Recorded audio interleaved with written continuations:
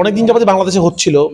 তো এই mob justice এবং মানে একটা মানুষকে চাইলেই মেরে ফেলা যায়। তো আমার মনে হচ্ছিল যে এই সাবজেক্টটি নিয়ে আমি একটা ছবি বানাবো এবং নেশা নিয়ে একটা ছবি বানাবো, কারণ আপনারা জানেন এখন দেশের বেশ কিছুদিন আগের থেকে আমাদের দেশে প্রচুর পরিমাণ নেশা, ইয়াবা থেকে শুরু করে অনেক ড্রাগ ঢুকে গেছে, যেটা কারণে আমাদের ইয়াং জেনারেশন অনেক দিকে নষ্ট হয়ে যাচ্ছে।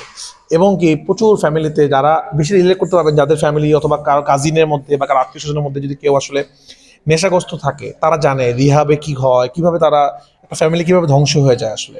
আমার মনে হচ্ছিল যে থ্রিলার খুনাখুনি এসব বাদ দিয়ে একটা মানবিক গল্প বলি, যে গল্পটা দেখে মানুষ কিছু শিখতে পারবে।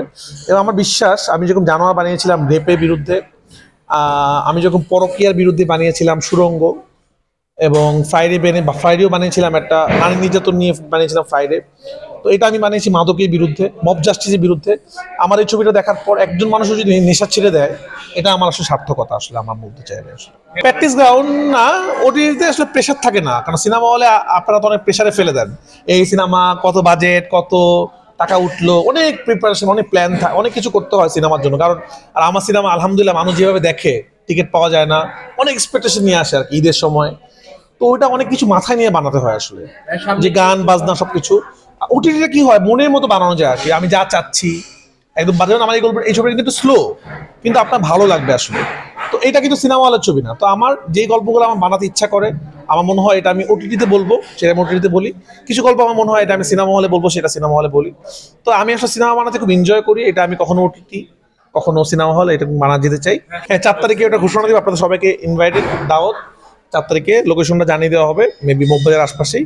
4 তারিখে আমি আমার প্রথম ওয়েব সিরিজ এটা হবে, আমি আপনাদের জানিয়ে দিব। ওইটা আমরা প্রেস কনফারেন্স যাবো, ওইটা খুব তাড়াতাড়ি আসবে। এবং এই মাসের মধ্যেই, মানে এই নেক্সট মাসের মধ্যেই আমার রোজা ঈদের সিনেমা, কোরবানি ঈদের সিনেমা, তুফান 2 সব ইনশাল্লাহ আপডেট দিব সুন্দর প্রেস কনফারেন্স। হ্যাঁ, দিঘিকে আমি একটা কাজে, আমার সাথে দিঘি একটা কাজের পরিকল্পনা অনেকদিন যাবতই চলছে। দিঘির সাথে খুব তাড়াতাড়ি একটা কাজ করবো, চৌকির একটা প্রজেক্ট, আমাদের সবকিছু রেডি। আমরা দিঘি ইনফ্যাক্ট ডিএসএল করতেছে, দিঘিকেও ইনশাল্লাহ নতুন ভাবে আপনারা আবিষ্কার করবেন। না, দিঘি অলরেডি বিকশিত, ন্যাশনাল অ্যাওয়ার্ড উইনিং একজন অভিনেত্রী, এবং ও অনেক ভালো অভিনয় করে।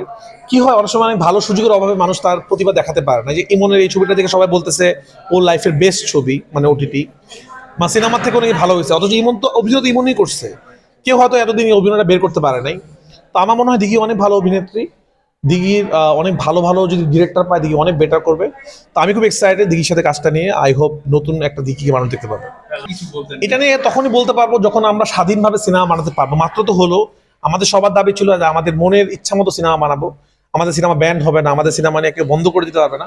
তো সামনে যখন আমি অনেক কঠিন কঠিন সাবজেক্ট নিয়ে সিনেমা বানাবো, সেটা যখন সেন্টার সার্টিফিকেশন বোর্ড থেকে পাস হয়ে যাবে, তখন এটা আমরা বুঝতে পারবো। কারণ সামনে আমার প্ল্যান আছে ক্রস ফায়ার নিয়ে আরো বিভিন্ন সাবজেক্ট নিয়ে সিনেমা বানানো।